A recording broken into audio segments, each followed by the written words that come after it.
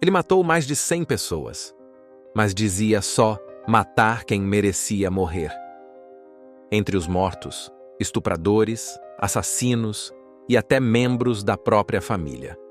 Esse é o caso de Pedrinho Matador, o serial killer brasileiro que dizia ser um justiceiro, mas deixou um rastro de sangue impossível de ignorar.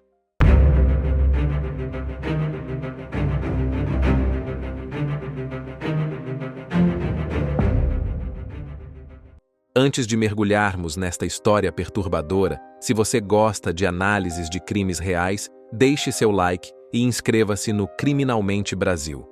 Ative o sininho para receber nossas notificações. Quem era Pedrinho Matador?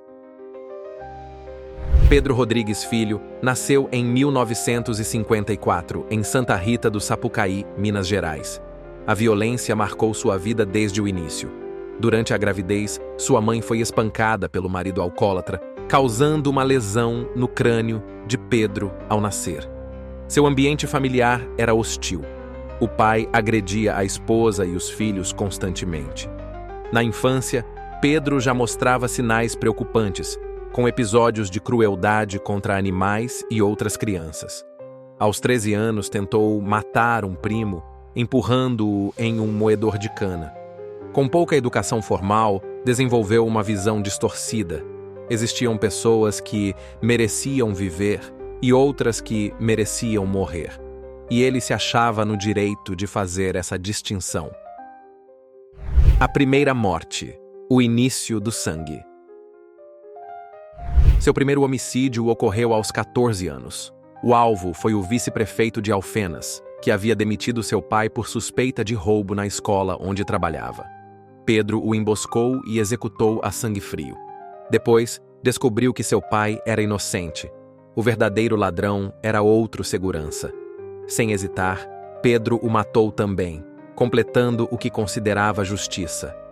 Esses crimes revelaram um padrão que se repetiria: a autojustificação moral. Pedro não se via como assassino, mas como alguém que corrigia falhas do sistema. Se o sistema não pune, eu vou punir, dizia ele. Após esses homicídios, tornou-se um foragido aos 14 anos, iniciando uma carreira criminosa que duraria décadas. A escalada de violência, o justiceiro. Pedro fugiu para Mogi das Cruzes, São Paulo. Lá conheceu Maria Aparecida Olímpia, conhecida como Botinha. Os dois se envolveram e ela engravidou. Quando Botinha foi assassinada por traficantes, Pedro executou 7 homens ligados ao crime, em uma vingança metódica e fria. Foi nesse período que ganhou o apelido Pedrinho Matador. Sua reputação crescia nas comunidades criminosas.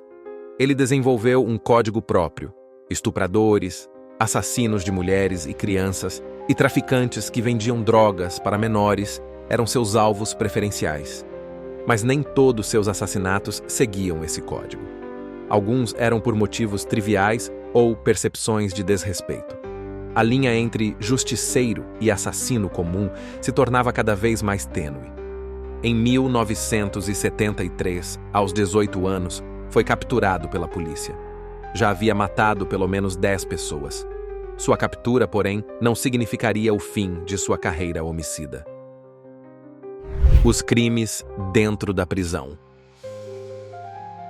O sistema prisional brasileiro tornou-se seu novo território de caça.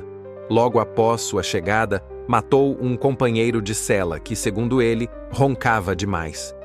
Seus alvos preferenciais continuavam sendo outros criminosos, especialmente estupradores. Em uma ocasião, matou 5 condenados por estupro em uma única ação dentro do presídio. Seus métodos eram brutais: facas improvisadas, enforcamentos e até decapitações. Segundo suas confissões, cometeu mais de 40 assassinatos dentro das penitenciárias. O que o tornava ainda mais perigoso era sua inteligência. Apesar da pouca educação, era astuto e manipulador. Planejava seus crimes, criava álibis e evitava punições adicionais. Sua frase marcante: "Só mato quem merece morrer." Para os outros detentos, a mensagem era clara. Cruzar seu caminho significava arriscar a própria vida. A morte do próprio pai, o ato mais chocante. Entre todos seus crimes, um se destaca: o assassinato do próprio pai, que havia matado sua mãe com 21 golpes de facão por ciúmes.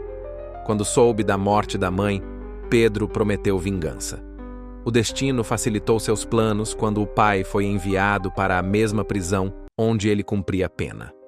Durante uma visita à cela do pai, Pedro executou sua vingança com uma faca improvisada. Segundo relatos, ele arrancou o coração do pai e mordeu um pedaço, em um ato simbólico que chocou até os criminosos mais endurecidos.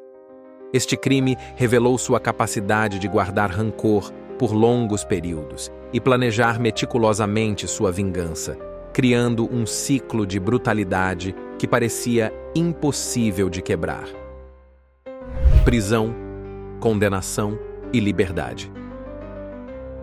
Pedro acumulou condenações que somavam mais de 400 anos de prisão. No entanto, pela legislação brasileira da época, que limitava o tempo máximo de cumprimento a 30 anos, depois ampliado para 40, ele não passaria a vida toda encarcerado. Durante seu tempo na prisão, surpreendentemente, aprendeu a ler e escrever, tornando-se um leitor voraz. Também se interessou por filosofia e religião, embora as interpretasse através de sua própria lente distorcida.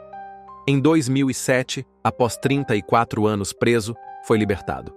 Em 2011, foi preso novamente por crimes menores relacionados a brigas e ameaças. Em 2018, aos 64 anos, foi libertado novamente, emergindo para um mundo muito diferente daquele que conhecera. Os últimos anos e a morte de Pedrinho. Nos últimos anos, Pedro encontrou notoriedade nas redes sociais. Criou um canal no YouTube onde compartilhava histórias de sua vida criminosa e comentava casos policiais. Mantinha seu código moral peculiar, condenando crimes contra mulheres, crianças e idosos. Em entrevistas, apresentava-se como reformado, mas nunca demonstrou verdadeiro arrependimento. Para ele, suas ações sempre foram justificadas, apenas limpava a sociedade. Seu fim veio de forma irônica e brutal. Em 5 de março de 2023, aos 68 anos, foi assassinado em Mogi das Cruzes. Homens em uma motocicleta o abordaram e dispararam vários tiros. As circunstâncias de sua morte permanecem nebulosas. Especula-se que foi vingança por algum de seus crimes ou relacionada a declarações sobre facções criminosas. O ciclo de violência que começou antes mesmo de seu nascimento finalmente se fechou. O paradoxo do justiceiro. A história de Pedrinho Matador nos coloca diante de um paradoxo moral. Como julgar um homem que cometeu crimes hediondos, mas direcionou sua violência principalmente contra outros criminosos? Pedro era produto de um ambiente brutalmente violento, com fatores que podem contribuir para comportamentos psicopáticos. Ao mesmo tempo, fazia escolhas conscientes, planejava seus crimes e nunca demonstrou remorso. Seu caso expõe falhas do sistema prisional brasileiro. Como um detento conseguiu matar dezenas de pessoas dentro de presídios supostamente seguros, Pedrinho se tornou uma figura quase mitológica no imaginário criminal brasileiro. Para alguns, um monstro.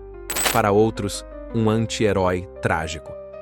Sua história nos lembra como a sociedade falha em proteger seus membros mais vulneráveis, criando os monstros que depois teme. E você? O que pensa sobre este caso? Pedrinho foi um monstro imperdoável ou um justiceiro distorcido, produto de um sistema falho? Deixe sua opinião nos comentários. Compartilhe este vídeo para que mais pessoas conheçam esta história e reflitam sobre justiça, violência e responsabilidade social. Se você gosta de análises de casos criminais brasileiros, deixe seu like, inscreva-se no canal e ative o sininho para receber nossas notificações. Nos vemos no próximo episódio, se você tiver coragem.